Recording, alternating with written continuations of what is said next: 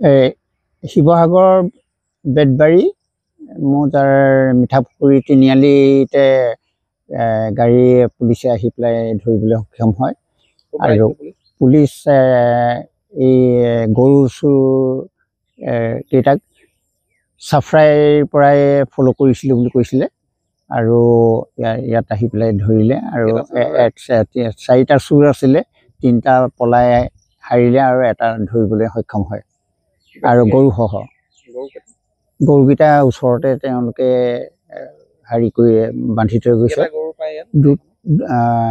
গৰু 2টা, এজনী মাইকী আৰু এতিয়া দমৰা গৰু। ঘটনাটো আমি যেতিয়া ইয়াত আহি চোৰ এটা ধৰিবলৈ সক্ষম হয় আৰু খুব মাৰপিট কৰা শুনা পাইছিলোঁ। সেইখিনি সময়তে আমি দূৰৰ পৰা চাই আছিলোঁ আৰু যেতিয়া ৰাতিপুৱাই তেতিয়াহে আমি ওচৰৰ মানুহসকল আহি পেলাই ঘটনাটোৰ বিষয়ে জানিবলৈ সক্ষম হয়। অৱশেষত পুলিচ ইনচাৰ্জেৰে ইয়াৰ পৰা তেওঁলোকে চোৰটো সহ সোণাৰীলৈ প্ৰস্থান কৰে আৰু 2টা গৰু ইয়াতে ওচৰতে বান্ধি থৈ গৈছে।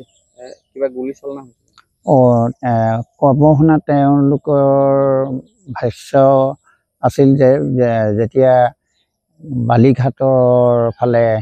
বালিঘাট পায়হি তেতিয়া গাড়ীখন সেইফালে ঘূৰিবলৈ লওঁতেই চাইলেঞ্চাৰত গুলি কৰিলে আৰু চাইলেঞ্চাৰটো তাৰ পৰা খোল খাই গ'ল। শাৰী পৰালিয়েদি গাড়ীখন সোমাই আহি এই মিঠাপুখুৰী অঞ্চলত ধৰিবলৈ সক্ষম হয়।